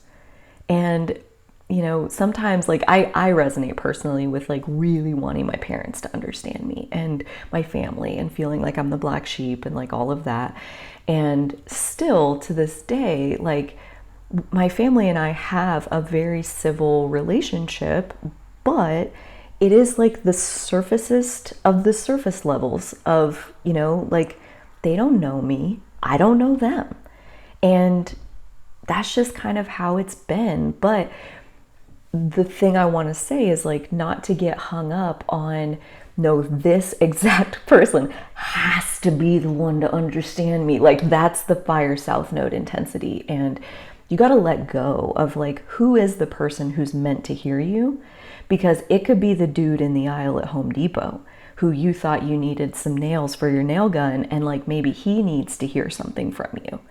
It's probably not your parent. It's probably not your husband. It's probably not like the exact person that you feel like you need to communicate with. Like, that would be in that vein of forcing it.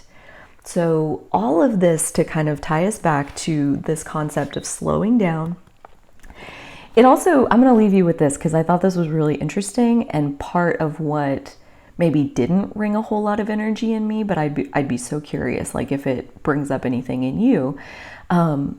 If these folks try to take shortcuts, they will end up taking the long way around because they will have to go back and repeat things. They should keep in mind that right where they are is where they're supposed to be. And the person right in front of them might be the one who needs to hear their message. This can greatly relieve the pressure they feel, but if they're going too fast in order to get on to the next person, they won't effectively deliver the first message, and the weight of it will still be with them. The weight of it, the weight of the undelivered message. Do you feel that? Because now that I think about it, I can feel that. I can feel that. Like, that's how I feel after, I sit there and record for 2 hours, is I feel lighter. I feel less tangled up inside of myself. I feel more like a balloon that's just happily inflated instead of so full that I feel like I'm about to explode. Like, I feel...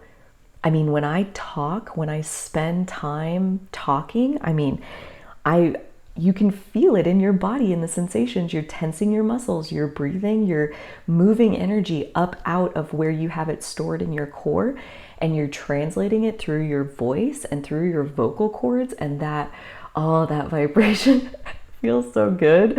I can feel it like up in the core of my ears, like not like I'm hearing it, but like the vibration is like traveling up my ears.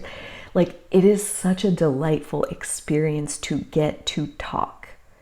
And when you are coming from that place, and again, maybe here's where we can tie it into the Aries North Node of like, are you teaching for the satisfaction and the honor and the privilege, the joy, the delight of getting to teach? Is that why you're doing it?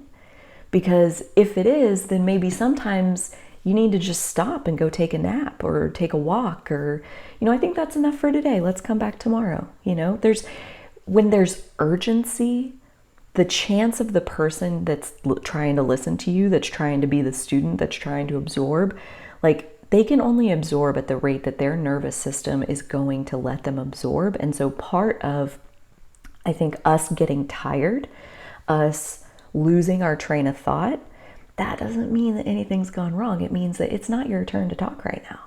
I think that's how I interpret it. And same with like when I get tired and I feel like, okay, so the gas in my tank has been spent. I went and did my joyride today.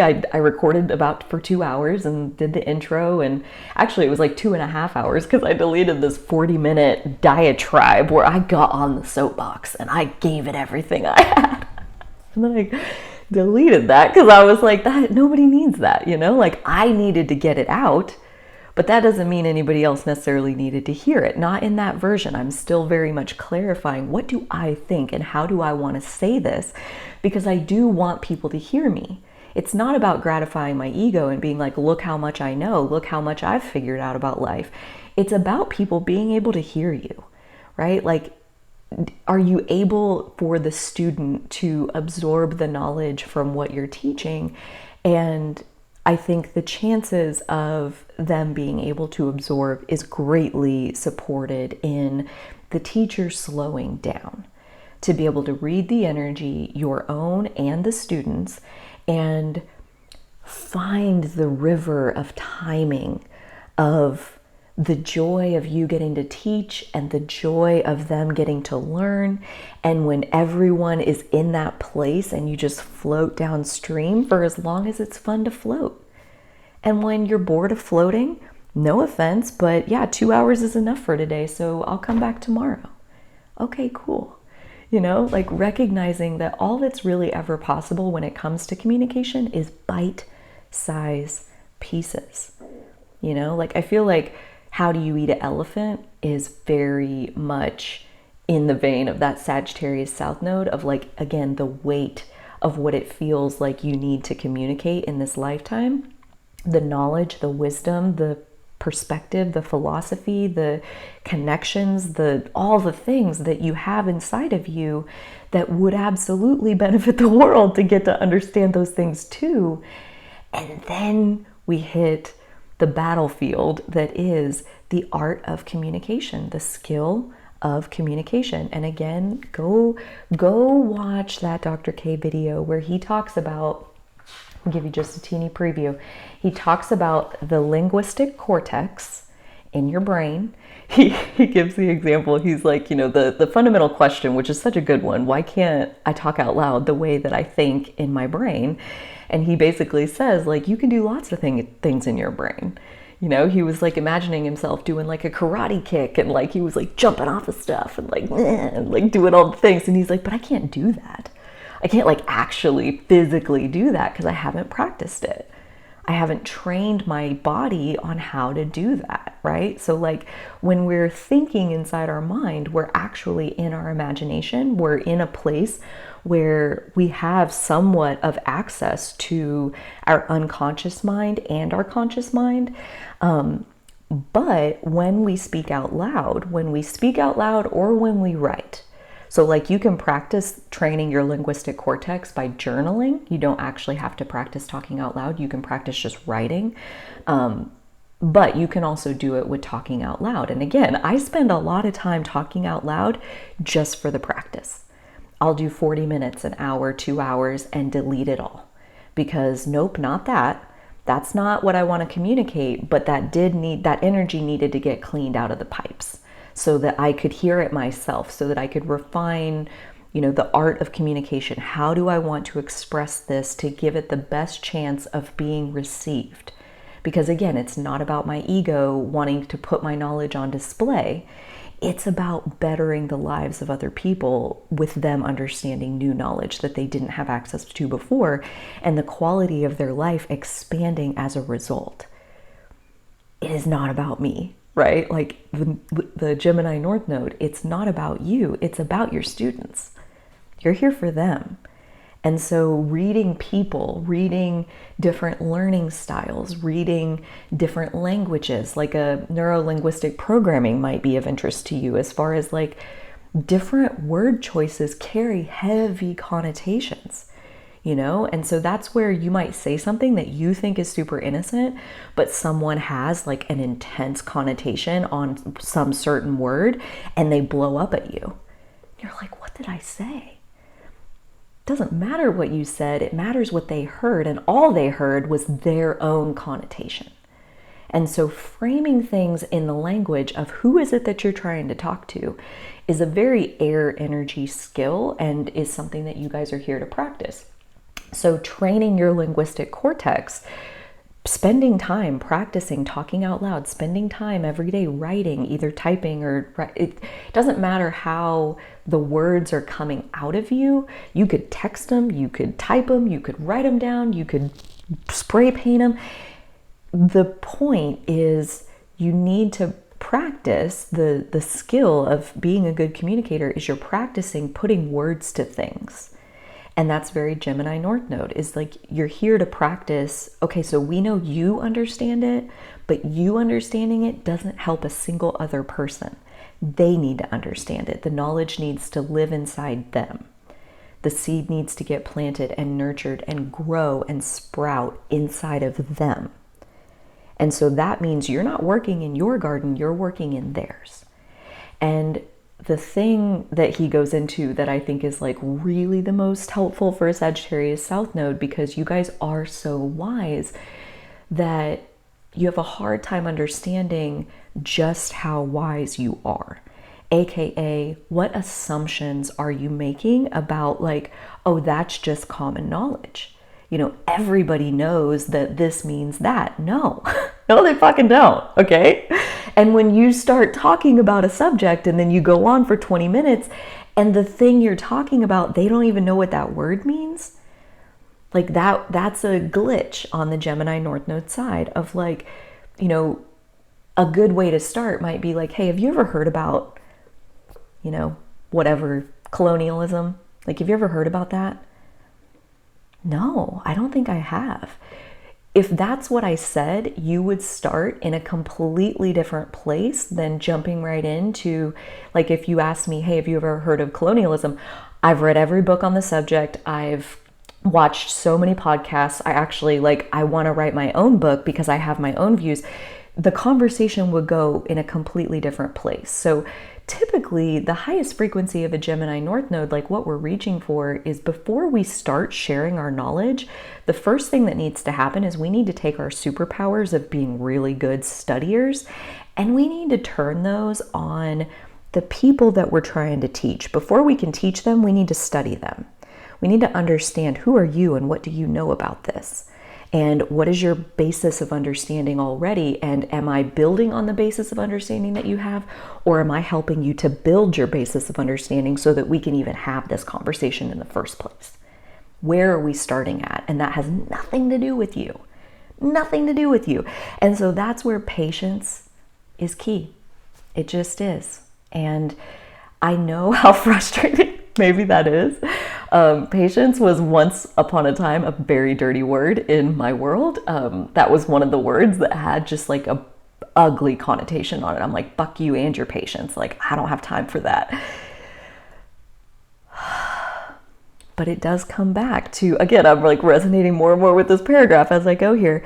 If these folks try to take shortcuts, they will end up taking the long way around because they'll have to go back and repeat things. It's like, if you spend 20 minutes like going off on some subject and then only to find out the person doesn't even know what that word means, like has no clue what you're talking about, you just wasted 20 minutes, you know? And like of your own time, of their time, like understanding the audience first is absolutely key. And we can't do that if we don't slow down to recognize that effective communication is really honestly more about the listener than it is about the talker. So in order to be effective at communicating with someone, first we be the listener. We understand what they understand. And then once we understand what they understand, we can start weaving in threads that take what they know and like, can I give you one more thread to put in your pile? Absolutely. And you give them that thread. This is very much like the relationship I have with my life coach, who happens to be a Sagittarius rising. So she has a Gemini descendant. So I think that's really interesting. Like when I come together with her in that intimate space, like where she's holding the container and we're filling it with like who Carly really is. And like we're discovering that together side by side. She's very good at, I mean, I spend 90% of the time in those sessions talking, and then she'll be like, can I give you one more thread? And then I'll go away for a month, and that single thread, just one little idea, takes me a month to chew it and bite it and really get it so that I can like swallow it and even begin to digest it. Takes me a month. And then I come back to her and I'm like, oh my gosh, like this and this and this came out of that like one little idea, that one little seed that got planted.